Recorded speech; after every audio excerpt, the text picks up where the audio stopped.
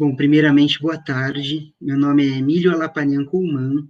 Eu sou doutorando do programa de pós-graduação em História Social aqui pela USP e estou gravando esse vídeo a pedido da professora Mariane Junqueira, que mais uma vez me convidou para compartilhar aqui com vocês a minha pesquisa de mestrado, que foi realizada entre 2013 e 2016. Né? Ela está disponível, vou colocar o link aqui embaixo, no banco de teses da USP, né, sob o título Identidades em Confronto, Imagens do Brasil e do Paraguai durante o caso Sete Quedas, nos jornais O Estado de São Paulo e La Tribuna entre 1963 e 1966. Então, a ideia, como das outras vezes, é a gente pensar a trajetória da pesquisa, pensar os caminhos da pesquisa e pensar os problemas que eu coloquei para o nosso objeto, né, que foram, né, então, dois jornais analisando um conflito, a cobertura de dois jornais durante um conflito diplomático entre o Brasil e o Paraguai. Né? Como vocês podem ver no próprio nome da pesquisa, o objeto, a questão que a gente colocou para o objeto foram, então, as identidades nacionais, como que essas identidades nacionais foram reconfiguradas ao longo desses anos do conflito que vai originar documento que é a base do Tratado de Itaipu. Então, o Tratado de Itaipu de 1973, antes dele, a gente tem um documento chamado a Ata do Iguaçu, que é um documento de 1966, que não foi assinado assim pela benevolência brasileira em relação ao Paraguai. Né? Houve todo um conflito diplomático que envolveu manifestações de rua, que envolveu uma mobilização de tropas ali em 1965, como vocês puderam ler no capítulo 2, e que vai possibilitar com que a futura usina hidrelétrica, se incorporasse nas narrativas nacionais. Isso é muito forte. Ainda hoje, por exemplo, no ano passado, houve todo um problema envolvendo a venda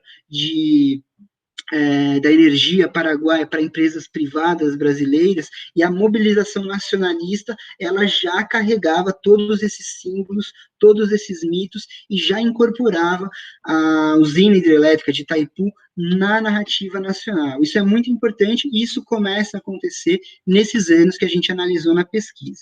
Né? Então, além do problema, das questões, temos, então, que pensar como que a gente chegou, por que foi esse recorte temporal, por que foi esse problema. Vocês tiveram contato com o trabalho já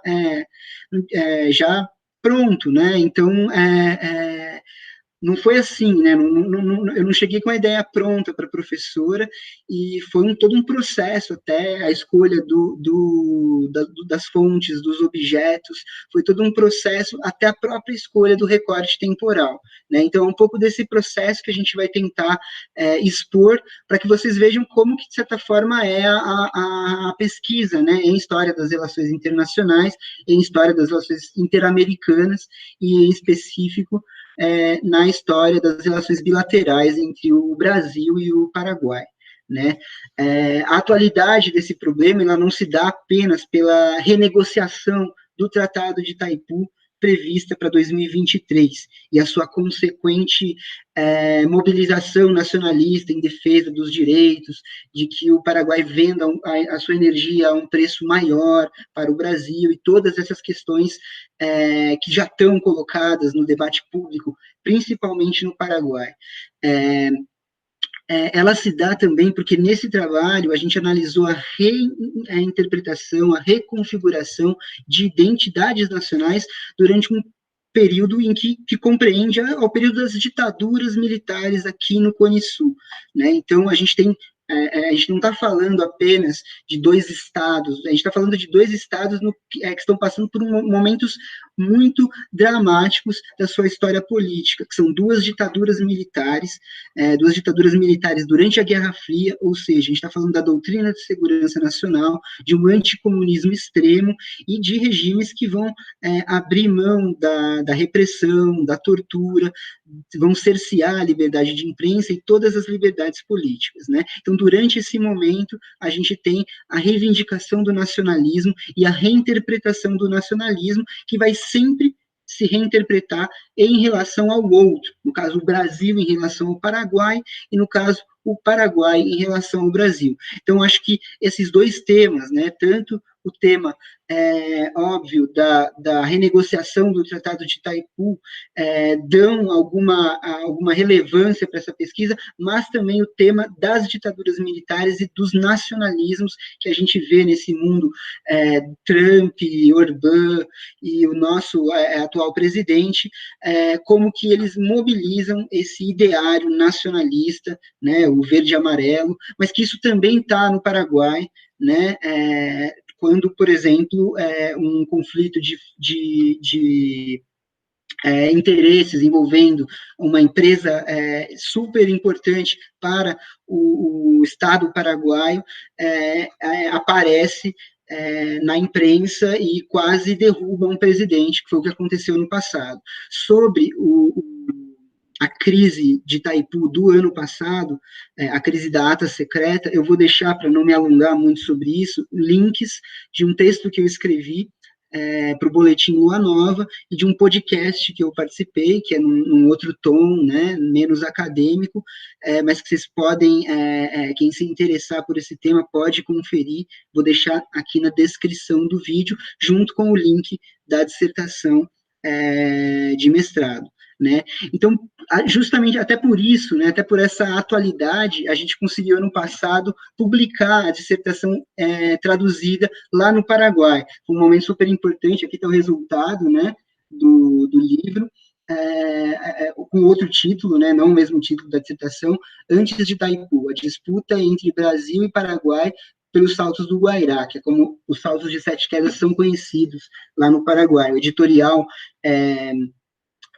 Aranduran, né, do Cajetano Quattrotti, fica aqui a menção e o abraço para o editor, deram essa oportunidade da gente entrar no debate lá no Paraguai, discutir com historiadores também, e participar desse momento onde um tema como esse se torna muito importante para as relações aqui regionais.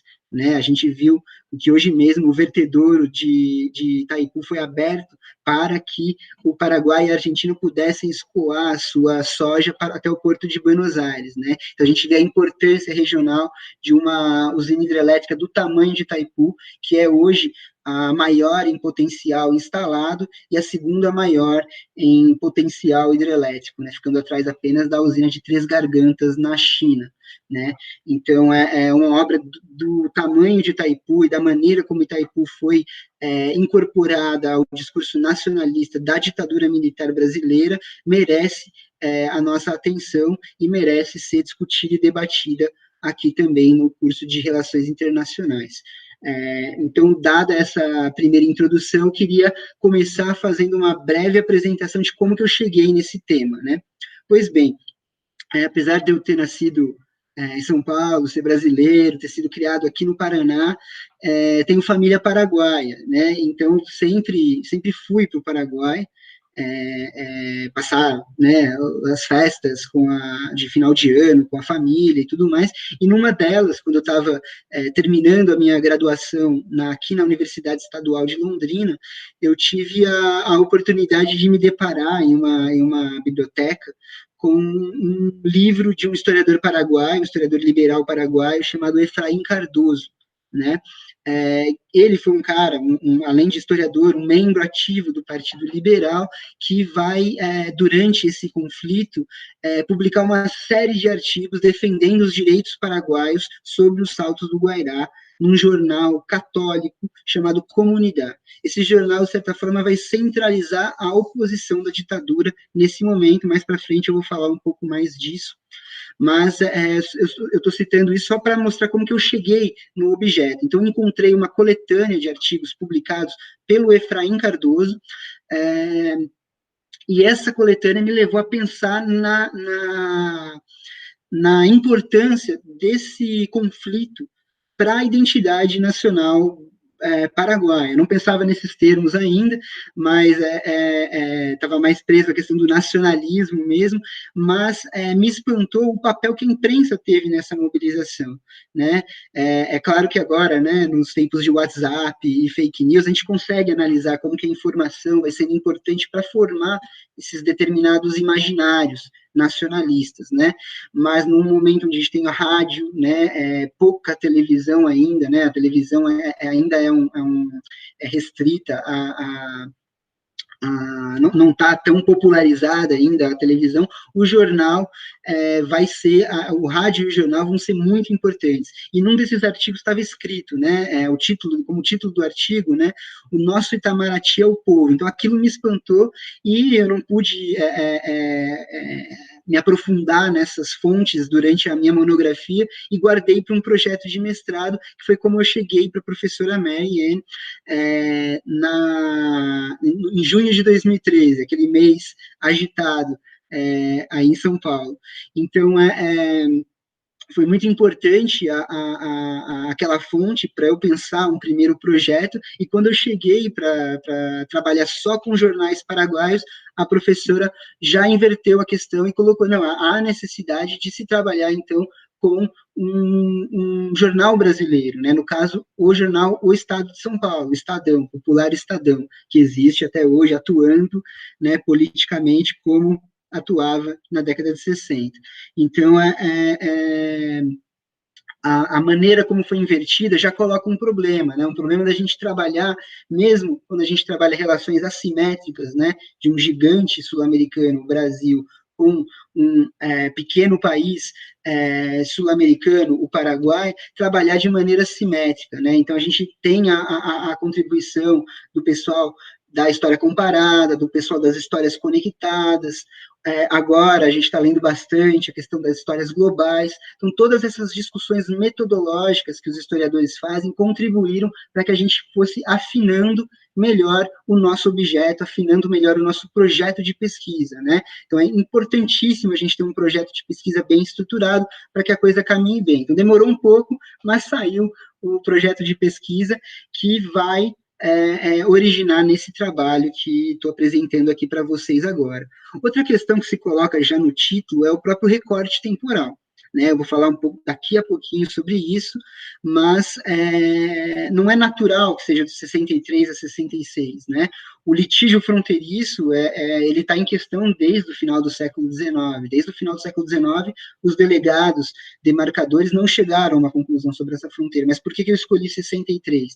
Escolhi 63 justamente pela questão do objeto. É um pouco isso que eu vou começar comentando aqui na apresentação que eu preparei para vocês. Eu vou só pedir um pouquinho de tempo para colocar aqui a tela inteira, né? Opa. Aqui, estou apresentando a todos. Pois bem, coloquei esse título, né? Porque justamente esse título está colocando dois dos nossos principais problemas, né? A imprensa, né? O nosso objeto, fonte e objeto da pesquisa, e a identidade nacional, que é a principal questão que a gente fez para esse nosso objeto. Como a identidade nacional foi reconfigurada durante esse momento e o quanto que isso vai contribuir para as consolidações dos regimes ditatoriais. Aqui eu coloco uma foto do proprietário do jornal Estado de São Paulo, naquele momento, o senhor Júlio de Mesquita Filho, que não é só nome de pontes e praças em São Paulo, foi também um importante empresário e um empresário que teve um importante papel durante o golpe de 1964. Né? Logo em abril de 64, ele vai publicar no próprio Estadão um documento que circulava entre os conspiradores, que se chamava o Roteiro da Revolução, no qual o próprio Júlio de Mesquita Filho dá o seu programa, dá o seu projeto para o que ele vai chamar de revolução, que seria o regime que vai se seguir à deposição do presidente João Goulart, do qual o Estadão libera a campanha de desestabilização política, junto com o Globo, junto com outros jornais, ele vai liderar esse processo de desestabilização, de desgaste político, ali entre o final de 63 e o fatídico 31 de março de 1964, 1º de abril, né? Então, ali nesse momento, há uma campanha de desestabilização, e não é demais lembrar a data em que a nossa pesquisa foi realizada, que é entre 2013 e 2016, onde há uma outra campanha de desestabilização política, que, mais uma vez, resulta na deposição de uma presidente eleita democraticamente, né? Então, aqui está a cara do Júlio de Mesquita Filho, para vocês terem uma ideia, ele lendo o seu jornal. O Estadão foi possível de analisar o arquivo do jornal a partir do seu acervo digital. Isso é muito importante, porque possibilitou outro tipo de busca, outro tipo de trabalho, que eu não tive a mesma possibilidade de fazer com La Tribuna. Como vocês vão ver na próxima foto, eu tive que fotografar os jornais, número por número, né, dia a dia, entre 1963 e 1966. Para isso, tive que fazer algumas viagens para o Paraguai e consultar a Biblioteca Nacional, no caso, a Hemeroteca Nacional paraguaia. Então, deixo aqui também um abraço, né, para os funcionários ali da Hemeroteca, que me ajudaram muito, né, no trabalho com essas fontes. E aqui eu apresento para vocês La Tribuna, que é um jornal originalmente que era um veículo de uma facção, de um setor do Partido Liberal, né, o setor do ex-presidente Eduardo Scher, ou seja, era um jornal vinculado àquela imprensa partidária, que era muito comum no Paraguai, era muito comum na Argentina, uma imprensa mais artesanal, e que ali na década de 40, quando morre, então, o seu fundador, Eduardo Scher, né, um imigrante, filho de imigrantes suíços, ao passar a direção do jornal para o seu filho Arturo Scher, o jornal sofre uma modernização. Então, essa é uma das questões que a gente discute no capítulo 1, né, onde a gente discute, além da trajetória dos dois jornais, que são objeto dessa pesquisa, o projeto político dos dois jornais, né, tanto o projeto liberal, né, com as suas diferenças, né, do que é o liberalismo no Brasil e do que é o liberalismo no Paraguai, mas um projeto liberal, como que os dois jornais se posicionavam frente a temas como a industrialização, como a energia elétrica, desculpa aqui, como os dois jornais eles se posicionavam em relação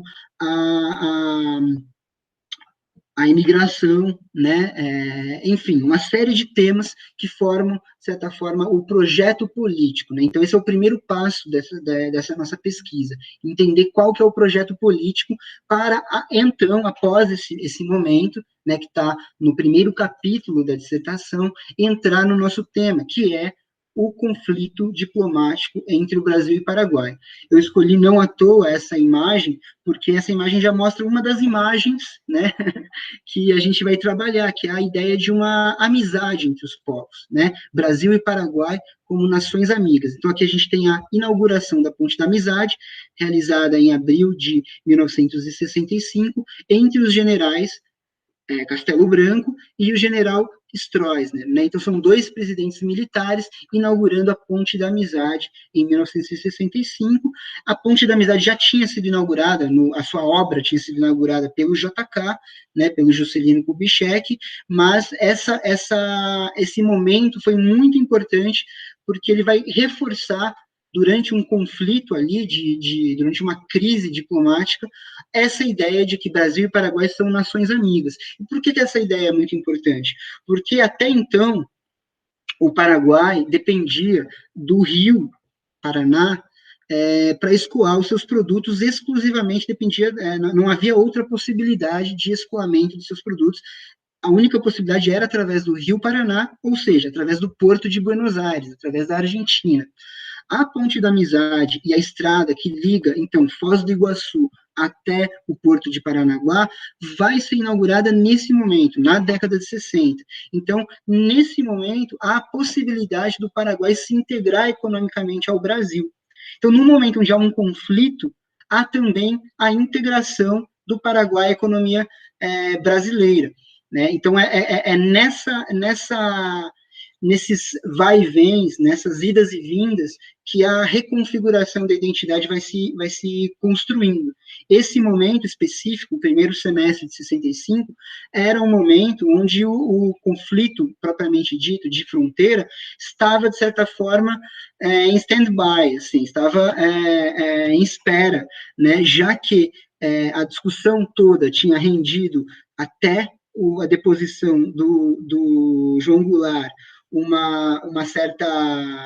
tinha avançado até a deposição do João Goulart em um sentido do Brasil não reclamar a posse exclusiva dos saltos de 7 quedas perante o Paraguai, mas com o novo regime, com o golpe de 64, isso tinha ficado, de certa forma, esquecido pelo governo militar, e vai voltar a partir do segundo semestre de 65, quando a temperatura do conflito e da crise vai atingir o seu ponto máximo, né, que é o que a gente vai começar a falar agora. Pois bem, como que a gente chega nessa data, 63, 66? Em 1962, o embaixador paraguaio no Rio de Janeiro, o Raul Penha, ele abre o Jornal do Brasil, que era um jornal de grande circulação, sobretudo no Rio de Janeiro, né? Então a embaixada paraguaia não tinha ainda ido para Brasília, ela continuava no Rio de Janeiro, e se depara com essa notícia, né, do Jornal do Brasil, na qual o gabinete ministerial, né, o Conselho de Ministros, autoriza o ministro de Minas e Energia a contratar um engenheiro, o Marcos Ferraz, que, como vocês leram no capítulo 2, tinha as simpatias do jornal Estado de São Paulo, era próximo da UDN, era um liberal convicto, contrário à intervenção do Estado na economia, contrata, então, o Ministério contrata o Marcos Ferraz para fazer o estudo preliminar sobre a usina Sete Quedas. Isso aqui é o gabinete ministerial na breve experiência parlamentarista em 1962. Né? O embaixador paraguaio, lendo essa notícia, na hora envia um telegrama para o Ministério em Assunção, e começa, então, uma série de trocas de telegramas entre os dois ministérios, entre o Ministério em Assunção e o Itamaraty, sobre os direitos ou não do Brasil de realizar esses estudos sem consultar o Paraguai. Então, o Paraguai não ficou sabendo previamente de que seriam realizados esses estudos, o que já indica para a gente que a crise havia começado. No entanto, isso não era público, né? Isso não estava no debate público. E, como eu disse, o nosso objeto aqui são os jornais, né? Os jornais é a nossa fonte, e o jornal é o nosso objeto. Então, como o debate não estava público, a gente não deu preferência para trabalhar com os documentos oficiais, os documentos dos atores estatais, telegramas, cartas entre embaixadores, entre representantes dos ministérios. Então, como a gente não escolheu esse caminho, o nosso objeto nos leva a colocar o recorte temporal em 63. Por que em 63? Porque a partir de 63, com a publicização do projeto, do relatório, né, preliminar que o Marcos Ferraz vai realizar no ano de 62, que o debate chega nos jornais, sobretudo, primeiramente, paraguaios, né, que ficam sabendo e passam, então, a pressionar tanto a chancelaria quanto o próprio regime do Stroessner como um todo, né, passam a questionar o general Stroessner, ou seja, a campanha para a soberania nacional dos Saltos do Guairá no Paraguai começa como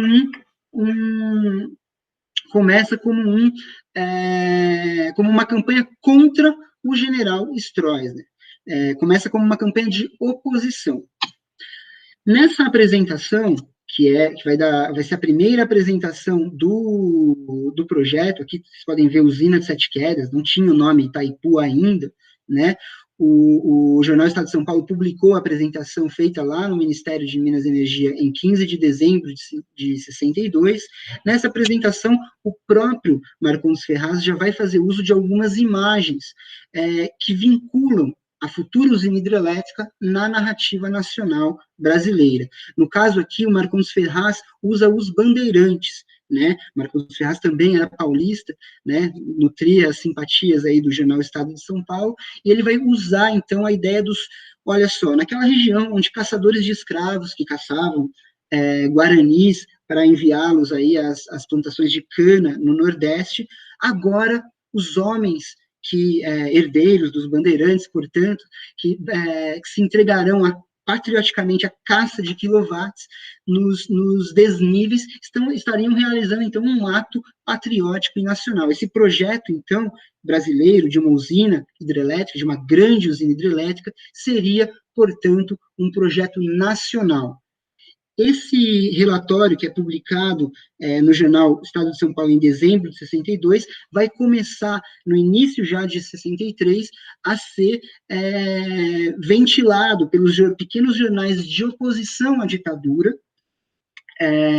no Paraguai, que vão apontar, olha só, o general Stroessner está entregando as nossas riquezas naturais, o nosso potencial hidrelétrico para os brasileiros. Né? Então, quem vai começar a fazer essa campanha é um pequeno jornal de um setor do Partido Liberal que estava na clandestinidade.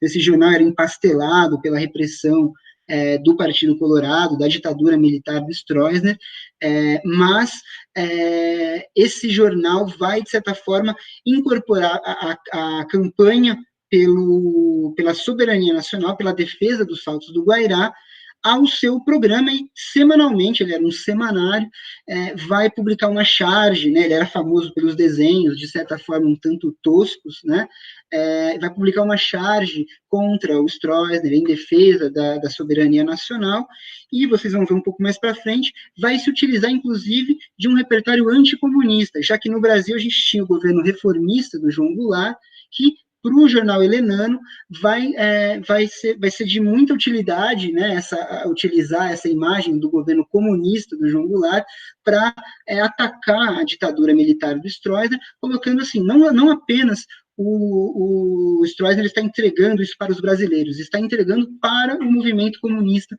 internacional representado pelo João Goulart. Né? Então, aqui a gente tem algumas imagens já que o jornal helenano vai usar em fevereiro de 63, né, no qual, né, critica, então, o Brasil, que faz alarde de sua confraternidade americana, de amor ao país, e também critica a chancelaria colorada, né, o nacionalismo rojo, né, como ele fala. Né?